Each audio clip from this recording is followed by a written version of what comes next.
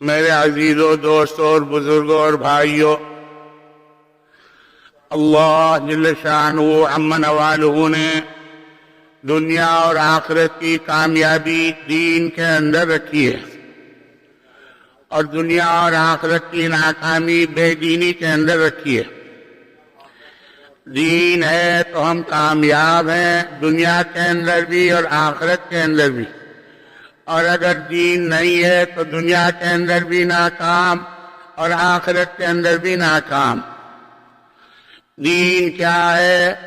نبی پاک علیہ الصلوۃ والسلام زندگی گزارنے کا جو مبارک طریقہ خدا پاک کی طرف سے لے کر تشریف لائے ہے، وہ طریقہ ہے زندگی ہماری زندگیوں کے اندر آ جاوے، بھائی یہ دین ہے۔ دین بہت آسان، دین پر چلنا آسان، دین کا سیکھنا آسان، دین آسان اور دین پر مرنا آسان، لیکن بھائی آسان اس کے لیے ہے جس کے دل کے اندر اترا ہوا۔ آج ہمارے دلوں کے اندر چونکہ دین نہیں اترا ہوا ہے، دنیا اتری ہوئی ہے، اس لیے اس کے حاصل کرنے کے لیے ہم ہر قربانی دینے کو تیار ہیں۔ دین چونکہ دل کے اندر نہیں اترا ہوا ہے، اس لیے اس کے لیے کوئی قربانی دینا ہمارے لیے آسان نہیں ہوتا، بلکہ مشکل ہو جاتا ہے۔ اس لیے میرے عزیزوں، دوستوں اور بزرگوں اور بھائیوں، آخرت کے اندر جو کامیابی ملے گی وہ دین ہی پر ملے گی۔ دین آتا ہے سیکھنے سے، دین آتا ہے محنت کرنے سے، دین آتا ہے جان و مال کی قربانی لگانے سے۔ اللہ جل شانہ عم نوالہ نے ہمیں دین سیکھنے کے لیے یہ ایک آسان سا راستہ مرحمت فرمایا ہے اور موت تک ہم سب کو دین پر چلنے کا موقع دیا ہے۔ اب اگر ہم نے سیکھا اور سیکھنے کے بعد چلے تو انشاءاللہ دنیا بھی ہماری اچھی گزرے گی اور آخرت کے اندر تو کامیابی کا مدار ہی دین پر ہے۔ دنیا کی کوئی چیز آخرت کے اندر کام نہیں آئے گی، کیونکہ خدا پاک کے ہاں دنیا کی کوئی حیثیت نہیں ہے، دنیا کی کوئی قیمت نہیں ہے۔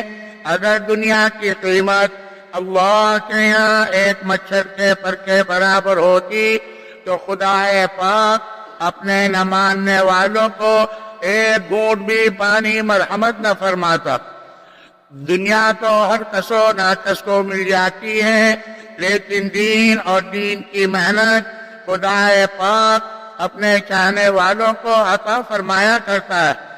اللہ کا شکر ادا کرو، اللہ نے بہت بڑی نعمت عطا فرما رکھی ہے۔ اب اس نعمت کو اپنانا اور اس نعمت کے اوپر چلنا بھئی ہمارا کام ہے۔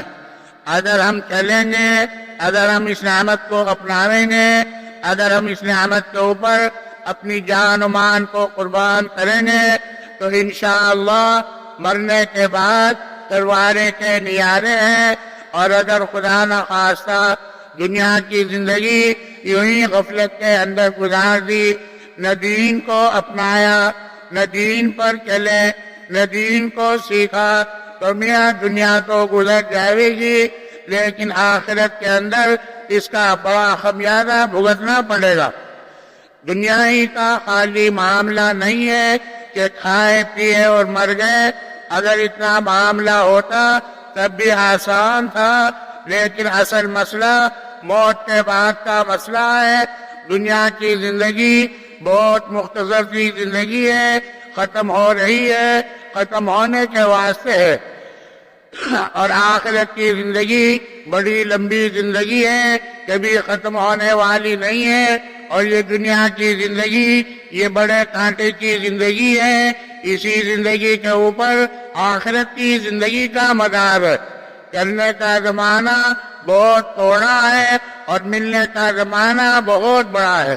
اس لیے میرے عزیزوں، دوستوں اور بزرگوں اور بھائیوں، اس زندگی کو ہمیں غنیمت سمجھنا چاہیے، اور یہ زندگی ایسی ختم ہو رہی ہے کہ آدمی دیکھتے دیکھتے رخصت ہو جاتا ہے۔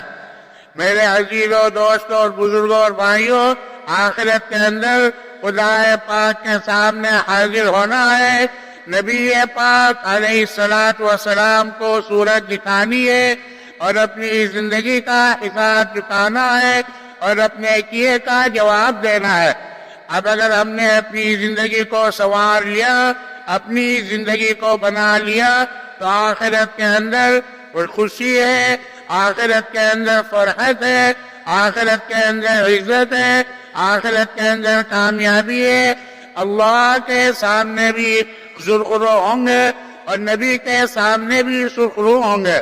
اور اگر بھائی یہ دنیا کی زندگی غفلت کے اندر، کھانے پینے کے اندر، عیش آرام کے اندر گزار دی تو میاں دنیا تو ختم ہو جائے گی، لیکن آخرت کے اندر بڑا خمیازہ بھگتنا پڑے گا۔ اللہ ہماری حفاظت فرمائے۔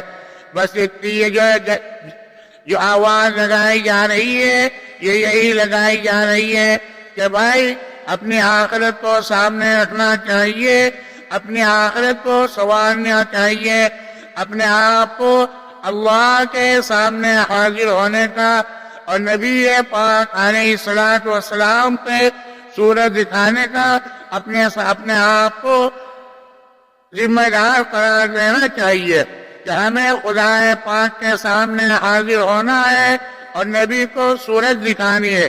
وہی صورت دکھا سکے گا جو اپنی زندگی خدا کے حکم کے مطابق، نبی کے طریقے کے موافق گزار کر جاوے گا، وہ تو انشاءاللہ کامیاب، اور جو غفلت میں گزار کر جاوے گا وہ حسرت کرے گا، افسوس کرے گا، وہ پچھتاوے گا۔ پچھتانے سے کبھی فائدہ نہیں ہوتا۔ بس اللہ جل شانہ و عم نوالہ ہم سب کو قبول فرماوے۔ بہت سے اللہ کے بندے وہ ہیں جنہوں نے اللہ کے راستے میں نکل کر اس کام کے کرنے کا ارادہ کیا ہے۔ اللہ ان کے ارادے کو قبول فرماوے